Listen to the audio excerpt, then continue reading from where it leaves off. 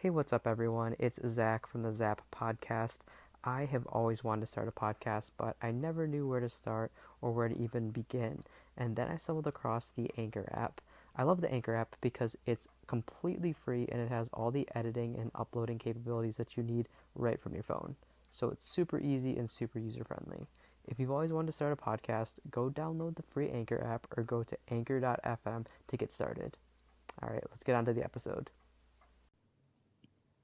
All right, what's up, everyone? It's Zach, and today I'm here with a very special guest. I am here with Dave Eddy. Dave, how are you tonight? Hey man, I'm doing pretty good, Zach. How about yourself? Good, glad to hear. I'm doing well. Thanks for asking, and thanks for taking That's some time awesome. to be a part of this. Yeah, man, happy to help out good people. Awesome, appreciate it. So, for those of you listening back home, Dave is he's a veteran, so he is a Marine. Thank you for your service, Dave. Appreciate that, of course. Thank you. Appreciate the Yeah, of support, course. man. Yeah, and he is also the director of Dynasty Baseball.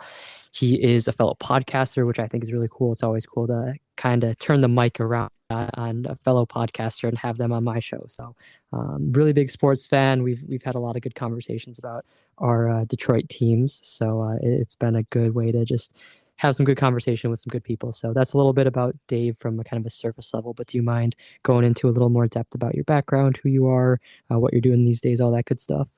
Boy, man, how long is your show? As long as you I need. mean, so, long story short, I'm the director of Dynasty Baseball over at fantasy6pack.net. We got a YouTube channel that we're pretty proud of. We're closing in. We're going to hit 1,000 subscribers here pretty soon. We've been pumping out, content all year long. We got real heavy, once football started, and do, oh man, well, I don't even know how many. There's like 4 or 5 videos, at least a week that come out. And for mine, I was actually doing DFS videos. So daily fantasy sports for someone who doesn't know. And I'm guessing Zach and I will get a little more into that in depth. Yeah. But I was doing one a week. And then for the playoffs, I've been actually not just doing, my normal like weekly video, but I was breaking down each and every game as well throughout the playoffs. And then once we get into baseball season here, I'm going to be doing probably a daily MLB DFS video. I was doing it last year. They were pretty popular. We had a pretty hot streak there for quite a while. So there's quite a few of us that were winning some nice change. So that was super cool. And we are right now putting out, we started on February 1st, and one a day. We're doing MLB team previews. So myself and my buddy Connor Tomier, we are doing the American League. And so we got a video each day coming out, just getting everyone kind of ready team by team for the baseball season. That's awesome. I love everything that you do and just the world of sports. I think it's so cool to just, find a way to continue to be engaged with the teams. And I love how you're covering multiple teams, right? Like I said, we both like our Detroit teams, but it's cool that you have that knowledge and information on other teams around the leagues for the sports as well. Yeah, I mean, if you're going to play DFS at any sort of a level, let alone like, a high level, a high Yeah. volume, you kind of have to know a little bit of everything. So obviously, I'm a little bit more knowledgeable about certain teams, and Hmm. the Detroit teams are clearly one of them. But it helps and hurts at the same time. You kind of got to try to leave the bias at the door, but I don't Right. think it's entirely possible. Yeah. That makes sense. What got you first interested in starting DFS? Oh man, it's kind of a funny road, I guess. But my road looks a lot like TJ Hernandez. I don't know if you know him from 4for4. He's a director of DFS over there, but TJ's path and mine are eerily similar. We both were pretty hardcore poker players back in the day, Okay. and it doesn't seem like there is much of a direct correlation between like poker and DFS, but there really is. And Mm. long ago, like I'm talking like 10 years ago, there was a big change on the poker scene where it became legal to play in the US. Before it was illegal, and all these places are offshore and stuff, and everybody played, but it technically was illegal. Well, Okay. kind of the worst thing that ever happened was it became legal, and then it became regulated. And that kind of killed things. You went from, having, tournaments at a nightly basis where you could enter for, $3, $5 or something, and you could, be winning six figures. And Wow. nowadays that doesn't exist. Poker online has taken a real hit. But a lot of us have transitioned over time into DFS because for a lot of people, it's the strategy and the Hmm. game theory and stuff in poker that makes it intriguing. Yeah. The money is cool, but it's not just about that. And so DFS is very similar, where you have to have a working knowledge of the game. But to be honest, in certain sports, I was actually better. I was more profitable when I kind of knew a little bit less and didn't have, those biases, and Hmm. just kind of directly relied on the data more and didn't kind of, let, just myself influence things. And then you got a sport like baseball where I truly feel that, my biggest advantage is not only, having the knowledge of, how DFS works, and, how to implement strategies that, make me long term more successful, but then I've got that really deep knowledge of pretty much knowing every player on every team. And, I'll dig into matchups and stuff, obviously, but I know most of that information off the top of my head, whereas other people have to spend a lot of time and effort to research this stuff, and I just already pretty much am aware. Yeah. I'm mostly researching, recent trends, so how have they done the last 14 games, the last 30 games and stuff like that. So I think that provides me with some advantage. Definitely. And now with DFS, so transitioning out of poker into DFS, did Uh-huh. you then start really enjoying sports and getting more interest in sports, or has sports always been something that you've been really passionate about? I mean, from the time that I could stand still, I had a bat in my hand. Okay. And I had a family member, throwing me wiffle balls, and, Yeah. playing baseball and basketball and football, basically, from, like I said, man, time I could walk. So, Okay. my growing up, my grandfather, was a big influence in my life, and he actually half-ass played professional baseball. So Okay. he had a very brief cup of tea, as a catcher in the Pirate system. Okay. So, growing up, him and I were, always playing basketball, always playing catch, like throwing each Hmm. other batting practice. We were always doing sports related type things. And, then once you get old enough to play, intramural in grade school and stuff, and then, you get into middle school and you start playing against, other people from other schools, and obviously you get into high school, and so Hmm. yeah, sports just in itself has always been a pretty massive part of my life. Okay. Got it. Did you ever have any ambitions of taking it into like college or professionally or anything? I mean, yeah, I think everybody does, right? Like, Right. I mean, Yeah. my 7-year-old son right now, like, thinks he's going to the NFL. So I think, anybody at that age who is interested, thinks, hey man, it'd be awesome to, Yeah. do these things. And he's at the age where he doesn't really understand how much money they make. Right.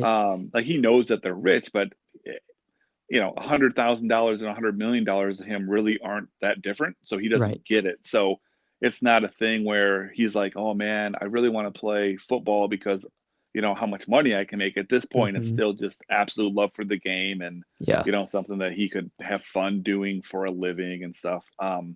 But for me, I mean, in high school, I was a pretty good pitcher. Okay. I grew up in kind of a small town, so the competition wasn't necessarily the most fierce. So, I probably looked a little bit better than I really was. But, long story short, I ended up deciding to join the Marine Corps. So at that point, I stopped pursuing, any opportunities to go and play Hmm. college baseball. Right. Was just the military or the Marine Corps specifically, was that something that you have like a family history with, or was that just something that you decided on Um, your own? no, not really. I had like one uncle who Okay. was in the army, but no, it was never a part of my life. Actually, growing up, it was kind of something that I even remember thinking just kind of randomly at times, like, oh my God, that's just so not for me. Like, none of that is interesting to me at all. Yeah. And a buddy of mine, well, not even a buddy, my best friend in high school, he was kind of the opposite. He had a family history of, service and stuff. Hmm. And he was pretty hardcore about he was going to join. And so, hanging out with him and, it being part of his life kind of, and, just I started attending some of the functions that he was attending, and it started to interest me as, well, this is a unique and kind of interesting approach to things. And I kind of thought to myself, I think long term, this could be something that I would look back on and be like, I'm really glad that I did that, and, it was 8 years I served, and it was Okay. 8 years of what the hell was I thinking? But after the fact, now I look back very fondly, and I mean,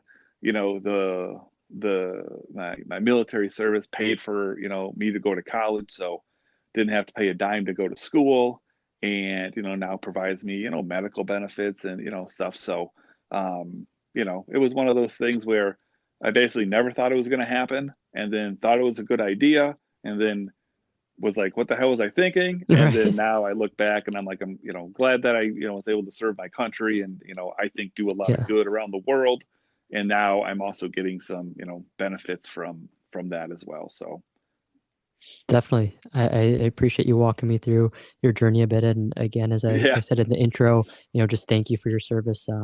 Just really, really appreciate you and anyone that decides to serve the country, and just, help, just give us, the freedom and the privileges that we have and everything. yeah, man, I really appreciate it. Thank you. Of course, of course. Um, and, with the Marines, or I assume any branch of military, you see that it's intense, training, and what you do, it's very serious, that there's a lot of, physical, mental, just training and conditioning that goes into it. Was there something that you would say, like something specific that did during that time that has really impacted you or benefited you in your life since coming out of the military? That is an amazing question, actually. So for me, I feel like I've kind of always been like a little bit of an overachiever, right? Okay. Like growing up, yes, I was good at baseball, but I was good at baseball because I spent a lot of time and effort doing it, like it Hmm. was, I feel like I always was like, winning, getting accolades and stuff that I didn't really feel like I deserved necessarily, because I didn't think of myself at that level, but yet here I was, right? Right. And then, even just in military service, right? I won some, not won, I received some pretty cool like awards that you don't just get handed out to people, things that are pretty prestigious, Sure. and again, I just felt like, man, I'm just doing my job. Like, I appreciate it, but I'm sure there's other people more deserving. And then, even now, once I'm out of the military and stuff, like I've always had like good jobs and stuff, um, and a lot of that I just simply attribute back to, just the training and stuff, and I think really what it boils down to is kind of how in some ways you're forced to be an adult whenever you join the Yeah. military, because we're all super young when we join, and we're all messing around and having fun and whatever, but there's a place and time for that, and there's a place and time to train and be serious and, learn skills that, you don't know that one day you're going to need and rely upon to, not only for your own safety, but for, the people that you love and, are close to, and, your brothers and sisters, that you need to protect as well. So, I just think that, kind of discipline is really, the most common word, I guess, that I can think of to use. You learn discipline, you learn kind of leadership, Yeah. and that's something that as I've gotten a little bit older and gotten, a little bit further away, that's something that I look back on and I can say, yeah, that definitely stemmed from that point and allowed me to be in positions in the civilian world where, I can directly apply those skills, whether I realize it or not, which then I gain more experience. And then, it just, kind of matriculates its way to where, you're just getting all of that experience that you may have never had the opportunity for without that background. Yeah, definitely. And I think you put it, you gave it like a really good description of, entering the service, especially like right out of high school. It really forces you to grow up and mature and like, yeah, your age, you're still young and everything, and your maturity is still, a kid, a teen. But I think like you're forced to grow up and you're forced to mature and step out of your comfort zone and experience things that, your average person that age isn't going to experience maybe at all in their life, or at least for a few years. So I think it's just that kind of that unique opportunity where it really makes you grow and makes you learn these skills like leadership and discipline that are really kind of pillars to, I guess I'll say, like a successful life, or to be able to accomplish the goals that you have, or to, just stay motivated in your life. I think that those are really good skills to have. Yeah. And, I don't know. There's probably, in my opinion, like some misconceptions like about the military, because honestly, probably 85% of the time we are just joking around, being Okay. stupid, just doing the dumbest shit, right? Yeah. But when the time comes for that 15%, it's, you learn to basically flip a switch and Hmm. you go from, whatever, from doing whatever. I guess everything I think of like off the top of my head is just too inappropriate to mention, but you go from just doing dumb stuff to all of a sudden now you're like, in Marine mode and Yeah. you're like a different person. And then it's first chance you get, you turn it off and back to being stupid again, But military is a lot of fun. It's a lot of, you learn to build relationships as well. Hmm. I mean, I don't think that's something that the average person would think about, or in, when you're in the midst of it, you're not really thinking about, hey, I'm learning how to build relationships with a diverse, population, because Yeah. when you're in, when I'm sitting in Iraq and we're in a firefight, right? Doesn't matter if the person next to me is a male. It doesn't matter if they're a female. It doesn't matter if they're 20 years older than me, 20 years younger than me. It doesn't matter if they're black or white or Asian or Samoan, or it makes no difference in the world. That is my brother. That is my sister. Yeah. We are there to do whatever we need to do to get each other out alive. Um, and that really does carry forward, Hmm. because in pretty much in the roles that I've been in my life are usually high supervisory, or even higher roles.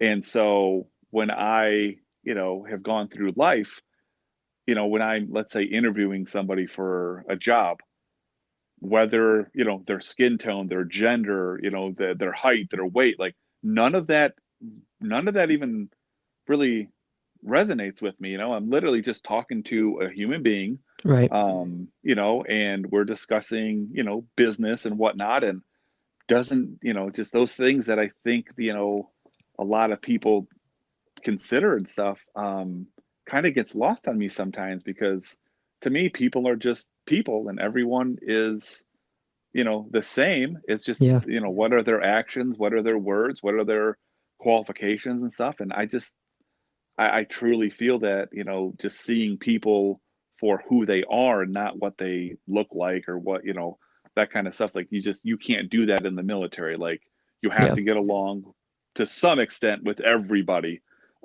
People that are into the same stuff you're into, people that are into the exact opposite of you. And, when the time comes, it's all irrelevant. Exactly. Yeah. I think it makes me think of, if you're working like a regular office job, you might not like your coworkers, you might like some, you might not like all of them, and it doesn't really it's not really high stakes, right? Like, you might have to work with them on a project, and that might suck or Right. whatever, but, with you explaining kind of your experience in the military and just from what I've gathered, just from knowing people who have been a part of it and just, learning about it on my own, at the end of the day, like, the people that you're serving with, like, you have to rely on them to like have your back and like save your life if you need it and stuff, and Well, and vice vice versa though, versa. right? Right. Like, I mean, Exactly. it goes both ways. Like this Right. person is relying on me to make sure that, they are safe and that, Mm-hmm. they get home to their family because I need them to do that for me as well. So, I mean, Exactly. it's selfish and selfless at the same time because, Right. we all want to get back home, but at the same time, if we're not all on the same team and all looking out for each other, you're putting not just yourself, but you're putting everybody at risk. So Exactly. it is Yeah. the epitome of just family, like it truly is. Yeah.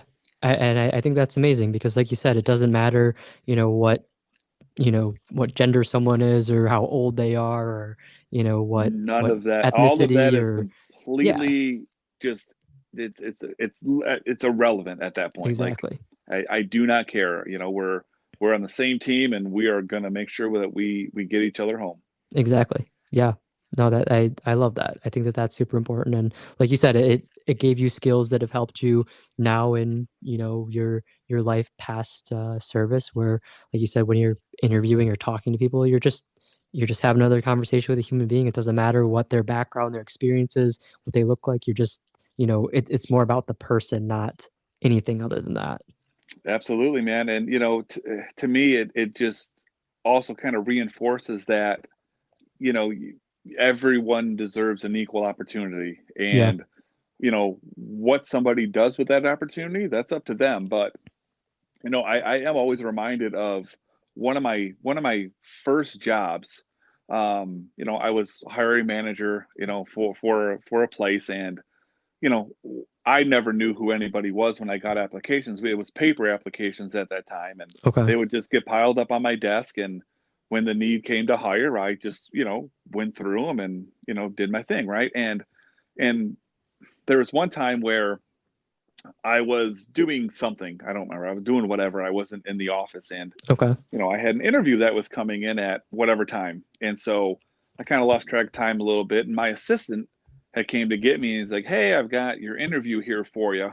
Um, and he said something along the lines of, "Hey, from looking at this guy, I'm pretty sure you're not going to hire him. So if you want to just finish what you're doing, I can kind of just half-ass, interview him and send him on his way." And I was like, "No, like, what do you, no, like, no, that's ridiculous.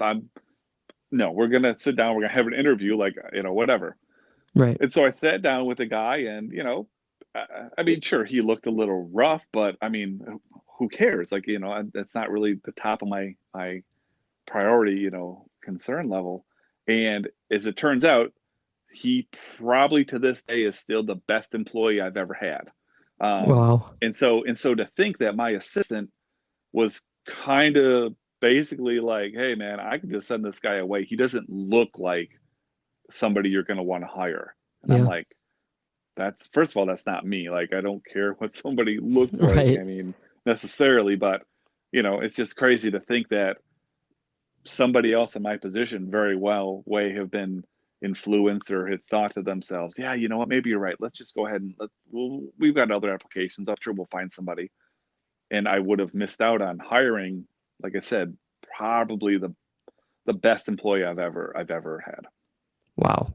That is a really powerful story. And I think that's really cool to hear because I mean, I totally believe what you're saying with like everyone just truly deserves like an equal chance and just like you Absolutely. never know. And I think that it's funny kind of that you mentioned your experiences as a hiring manager because like right now I'm a recruiter. So I Okay, do all sure. like the sourcing, hiring for my company and like there's just definitely times where an application will come through into like our inbox or something or their resume and like someone will say like oh like I don't think you should waste your time. I'm like no like they applied like they're interested like let me at least give them an equal shot even if they don't have the exact criteria that I normally look for. Like, who knows? Maybe they have the education and they're looking for their first chance or whatever the case might be. I think you never know. So I think just giving people their equal and fair chance is just so important. It's something that people will really appreciate.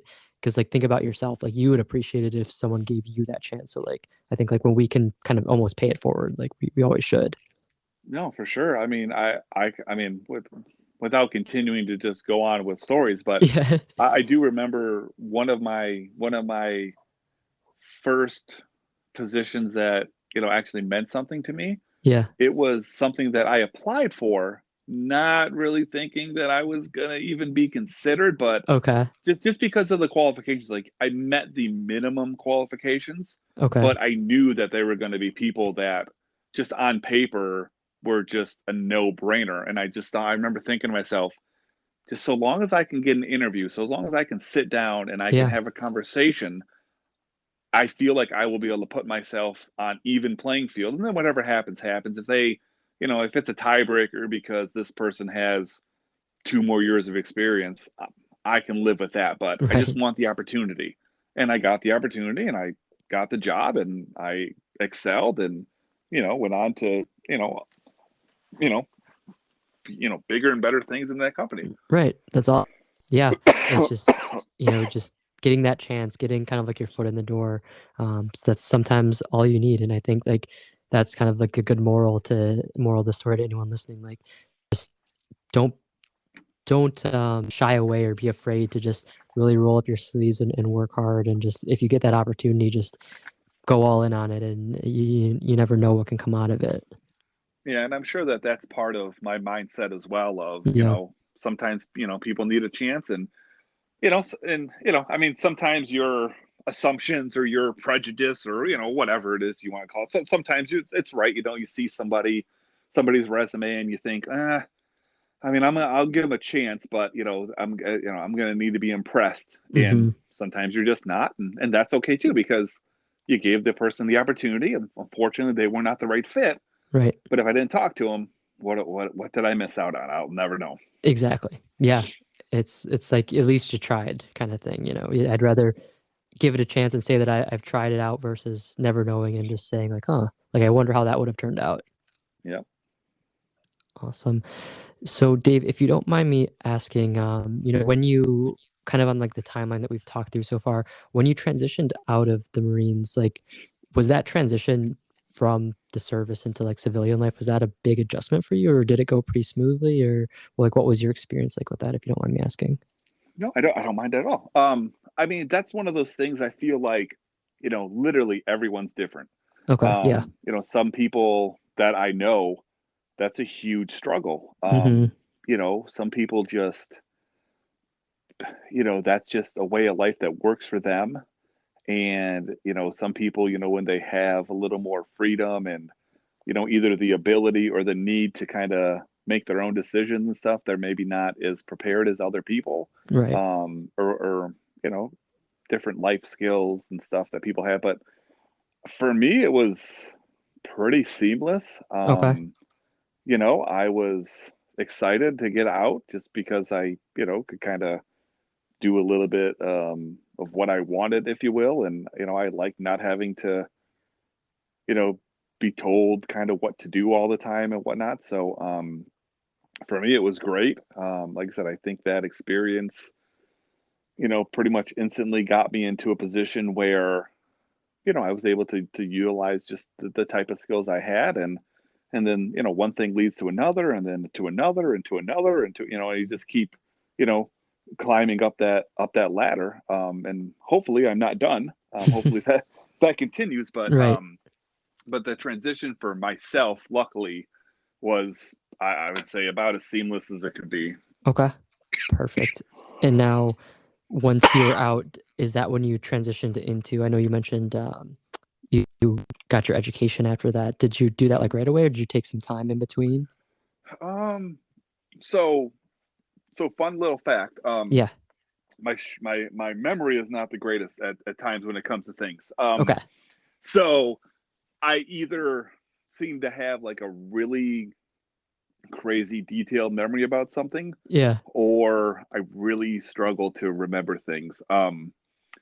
That's a case where I really don't remember. Okay. So it's I could venture some guesses, but I don't directly remember.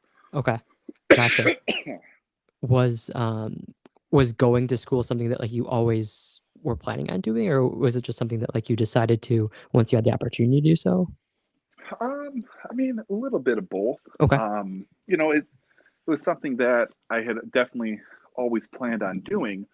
And then, once I decided, hey, I'm joining the service, obviously now that's kind of no longer in the cards in the moment. Right. But, I also knew that, once I got out and stuff, that I would go ahead and probably start looking into, hey, what kind of options do I have? What can the military, provide me and stuff? Mm-hmm.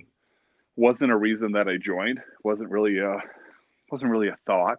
Okay. And so I didn't, research it. So it's not like I joined for that reason. But, once I was out and stuff, and I was thinking about, okay, what opportunities do I have here?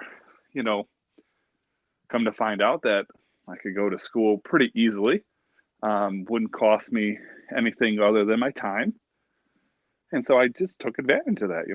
Nice. Yeah, I think that's like a good example of just, things don't have to be necessarily planned in life, but when you have an opportunity, go for it. And things like that, I guess they don't always have to work out, but I feel like usually, when you get a good opportunity and you go for it and give it your best, it usually works out in your favor. And it sounds like it was a good experience overall for you.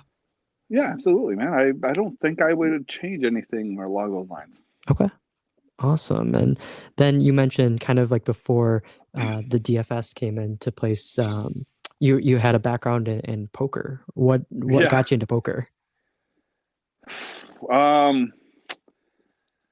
I worked as a supervisor at a factory, Okay. and my uncle got me that job. My uncle was like a higher up supervisor in that same factory. So um, when I came home, actually, I just went back to the job that I was like working before the military, just because it was Mm-hmm. easy, and I come back home, and so I literally just went back. I was working at Burger King, just same thing I was doing in high school. Yeah. And I knew it was temporary, but I also knew that it was just, I get back, I have a job, and then while I'm working that job, I can actually look for something, and so I started doing that. And I'll be honest, I kind of forgot the question. What was the question? What got you into poker? Oh, okay, gotcha. Yeah. So I was working with my uncle. My uncle and I become pretty good friends. We were like best friends at that point in time in my life, and him and a group of other guys there, they had a weekly game that I think they had on like Friday nights or something. And so every Friday night for, I don't even know, it probably was a good 6 months or so, we would play pretty half-assed, like just home game poker, just, guys that knew how to play poker but didn't really know how to play poker, So, Mm-hmm. we was just having fun and stuff. And so one of the guys was like, hey, has any of you guys ever checked out like, that online poker stuff? And we're all like, well, no, like, I've never looked into it or anything. And so he started to get into it, and he worked for me. So him and I interacted all the time, and stuff. Mm-hmm. And so he was kind of explaining, like, just in routine conversation. Hey, last night, I did this and I did blah, blah, blah, and whatever. And I felt like I was a better poker player than he was, and he was having success. And so I was like, well, if he's having success and I think I'm better than him, then I should have success as well. And so then Mm-hmm. I was like, well, let me do that.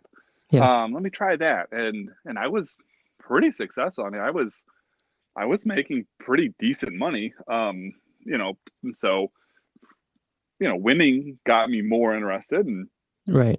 poker is kind of one of those things where it's just a lot of experience, having a lot of experience and being good at math is a pretty easy recipe to at least be mildly successful, especially at that time, because online poker was so widespread that so many people were playing, and so that means so many people that don't really know what they're doing are Right. playing. So it was pretty lucrative, a pretty lucrative time. So I kind of just stumbled into it at the right time. Okay. Got it. And you mentioned, Dave, how poker kind of has those parallels that maybe you might not expect to DFS, and Mm-hmm. through kind of like you saying that and just this whole conversation, I've kind of been thinking about like there's that element of risk or gambling in both, right? Like, when it comes to absolutely. Yep. yeah, like when it comes to poker, you're obviously like they're gambling itself, but like in DFS, like you're making decisions that you're kind of making decisions that could impact the whole of a season, not just like today's game, right? Like you have to make these decisions. You have to, see, do you want to take like a risky, player and hope it pans out or not? So like there is that element of risk. And I guess my question is, thinking along that kind of trail of thoughts, like how do you or how have you managed to not get too high on your highs or too low on your lows and just kind of how to have that like calm, level-headed approach? And even like if you're losing or if you just, made a bad risk, like how do you stay grounded and just know that like you got to keep going?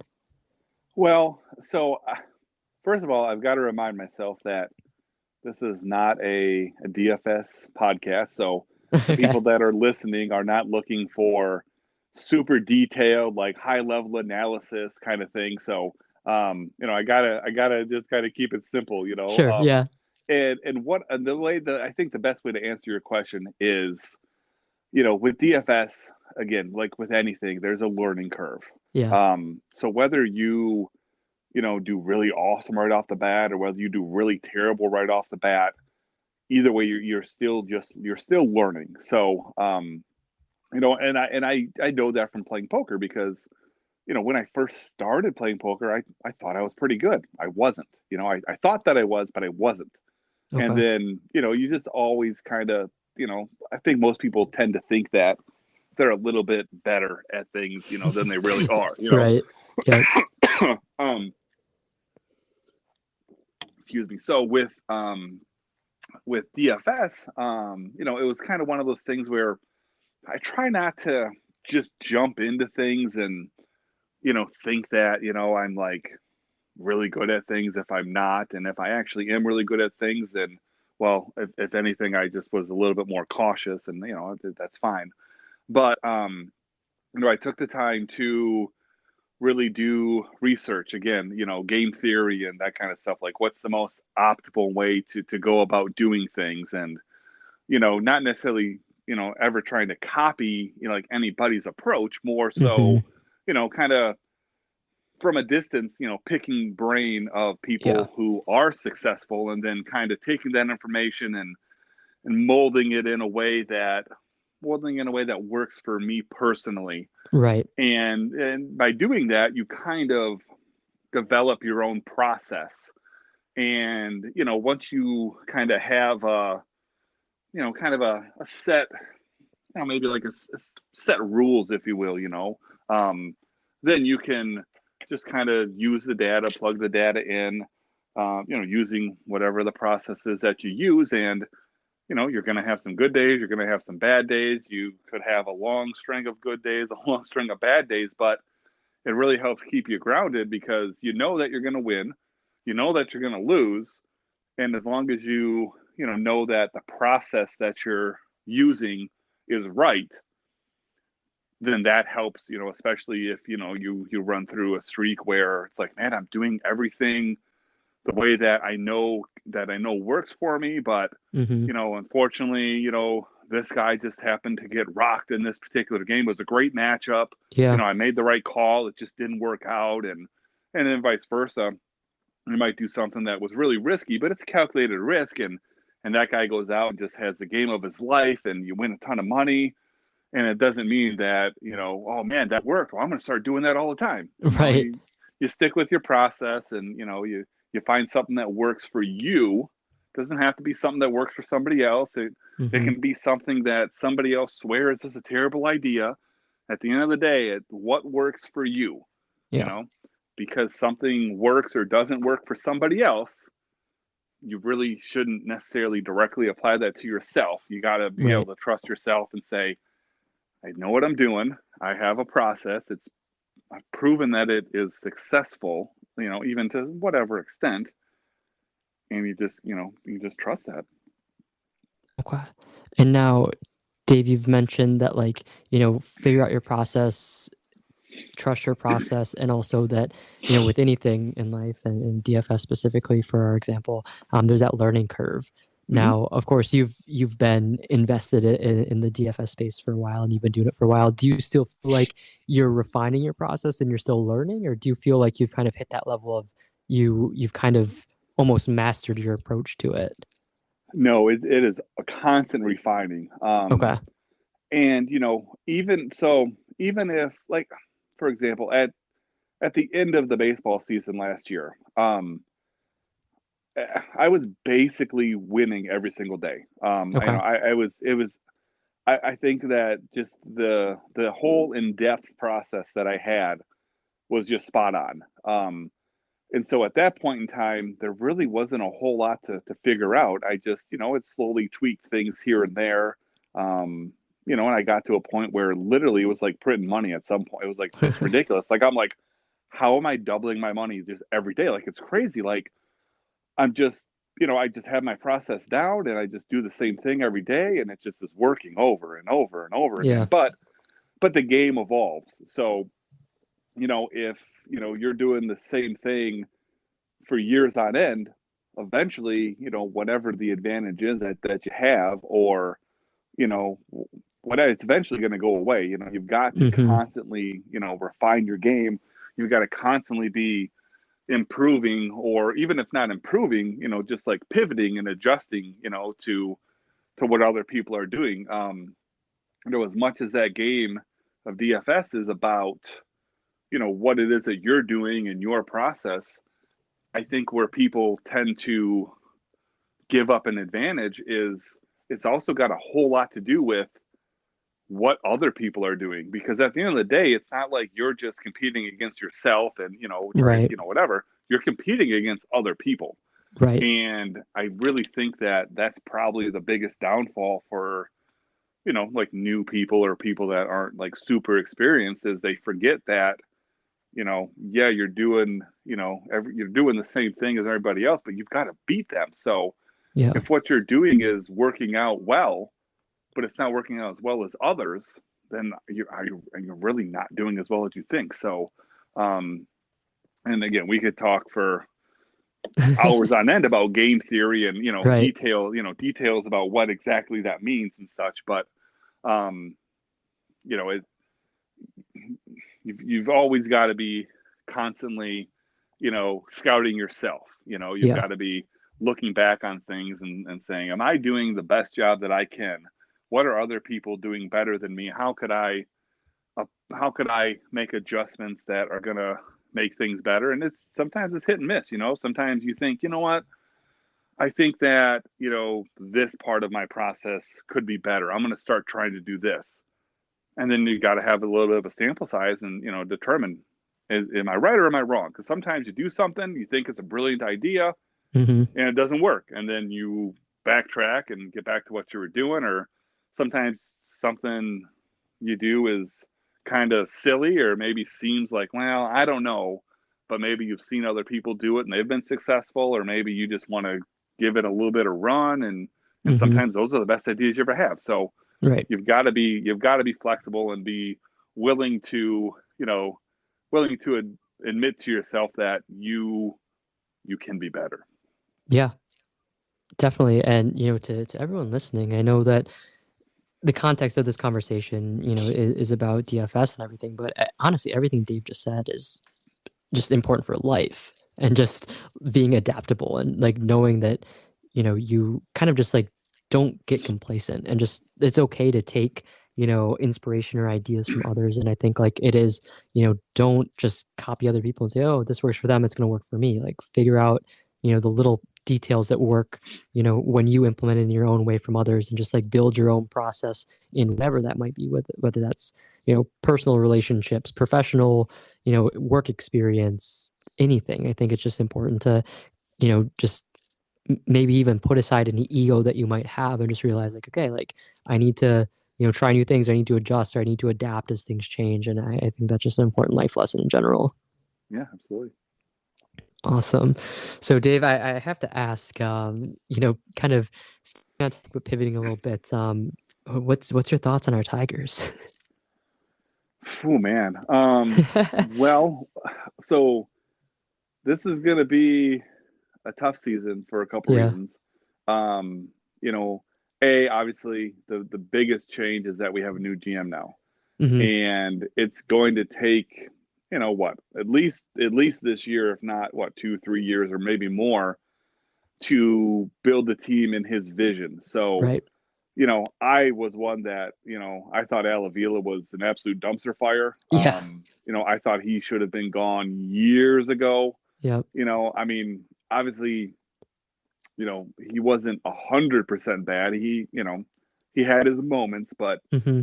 he had way more misses than he had hits. So, Right. now with the new GM taking over, you got to give him some leeway because obviously he can't, this team is not built in his eye yet. He's got some pieces that he's moved. He's got some pieces that he's acquired, but, he still has a lot of things that, he maybe wouldn't have chosen. So I think we're in for a rough year. Obviously we're missing some big guns in the rotation. We're starting off the season, no Mize, no Scooble, Hmm. who you could argue, would, be their number one and their number two starter if healthy.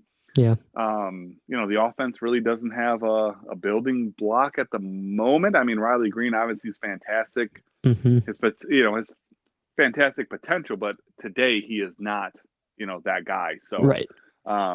it's going to be interesting. Same thing with like Torkelson. Like Torkelson struggled a ton. I think he Hmm. has ridiculous, upside. If he wins an MVP in his career, I wouldn't be like, oh, wow, I didn't see that coming. Right. So I think this is going to be a tough season as, the team transitions from what Avila built to what Harris is building. Hmm. And I guess we'll see what happens. Yeah. I think that pitching was probably well above its head last year and Yeah. made that team look a lot better than it could have. But at the same time, I would also equally argue that the bats in that lineup all underperformed. Like everyone Yeah. pretty much seemed like they were having like a career worst year. Yeah. So I think you're going to see some regression from the pitching, but I also think you're going to see some improvement from the hitters. We hopefully will actually have some Austin Meadows. Yeah. Hopefully he's healthy and comes back. I think that with the banning of the shift, I think that is something that Austin Meadows is one of the players that benefits the most. Yep. Just his profile and the kind of player that he is. In the dish, I think that he's going to be someone that improves. So we really didn't see him last year, so we really Right. don't even know. But I could see some marked improvement from the offense this year. Okay.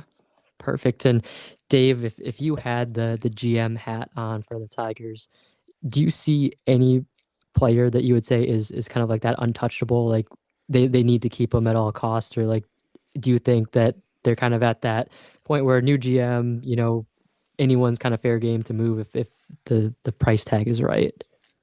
Yeah, I mean, I think if I was a new GM, I mean, I'd love to sit here and say, oh man, like Riley Green's untouchable, and Spencer Torkelson, he's untouchable, and Hmm. Casey Mize, Tariq Skubal, like all these guys are untouchable. But the reality is, I don't have that same kind of scouting and in-depth Right. knowledge and daily eyes on. So just because Torkelson was a top draft pick, that doesn't necessarily mean that Harris would have taken him in that same spot. Right. I think Torkelson, and Mize too were examples of guys that any GM was taking in that spot. It just, whether they work out or not, it's a whole entire different story. So I would say I would be one of those guys that, other than the guys that I've acquired and I've brought in, everyone is, an option. I mean, I'm not Yeah. going to give away anybody, whether it's, I mean, Jonathan Scope or Spencer Torkelson. Either way, I need to get what I think is fair value to make a deal. But Right. I mean, if I think that I can improve the team by trading Tariq Skubal, then yes, I would do that because Okay. Skubal's not theoretically my guy. Now, if I get to Detroit and I come to find out, I'm like, man, boy, that Spencer Turnbull, boy, he is impressive. Like, boy, man, if he was a free agent, I would be happy to give him, above market contract to get him Right. in the door. So Scott Harris could look at that and say, man, Spencer Turnbull, he's the one guy in the rotation I would never trade. Right. And you're like, wait a minute, but Mize and Skubal and Manning are better. But well, yeah, but I like Turnbull. So Yeah. so you never do quite know. It's Right. hard to be definitive about that without being in that building every day. That makes sense for sure. Awesome. And do you have like an all-time favorite Tigers player, and then do you have a current favorite Tigers player? I mean, to be honest, it's kind of got to be Miggy. Okay. Just kind of the era that I was, super into baseball and whatever, and Miggy's, one of the best hitters of all time. I won't go as far as some people and say he's the best of all time, because I sadly just don't quite think he is. But Right. he's obviously an amazing player. But to me, I would just simply say Miguel Cabrera. Yeah, I mean it's hard to argue against Miggy with everything he's accomplished and just how Right. much he's done for the Tigers in his career. So I think that's a very, very smart and reasonable choice. I feel like it's hard to have another answer at this point. I mean, it's not like we're loaded with stars right now. Yeah. Like we were once upon a time. Right now it's Miggy and some hopeful potential. Exactly. Yeah. Yeah.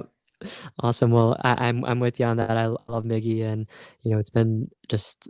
I mean, we've been privileged as Tigers fans to watch him, everything he's accomplished, all of his milestones, Triple Crown, just everything that he's done in a Tigers uniform has been remarkable, to say the least. Yeah, I mean, I just remember being, just watching the Tigers, every single day, every single night, and Miggy in his prime.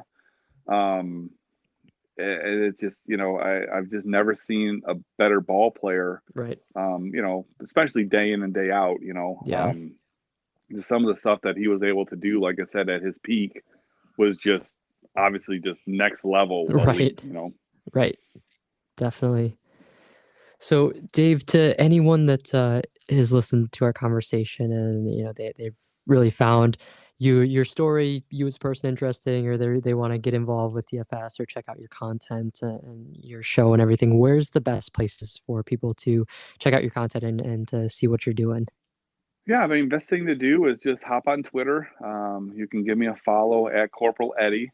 If you're into, if you've heard, kind of the generic talk that we've had about DFS and stuff, and think to yourself, boy, I would like to. I found that very helpful. I'd like to hear what more detailed information could be. Could be. You can head on over to fantasysixpack.net/plans. We've got our all access plan available now. So it's going to get you every sport. It's going to get you into our Discord, where you have, direct access to not just myself, but, everyone else on the staff. And I'm in the DFS channels, and I'm always happy to answer questions or, provide advice or, tips or strategies. And obviously once the season comes into play, then we can talk about specific players, specific games, specific matchups. But, you really kind of got to get the start of your process down before you can, really start to run. So I think, the couple of weeks at least before the season, just kind of figuring out how it works, and getting involved and getting your feet wet and just knowing that there's a learning curve and being willing to improve.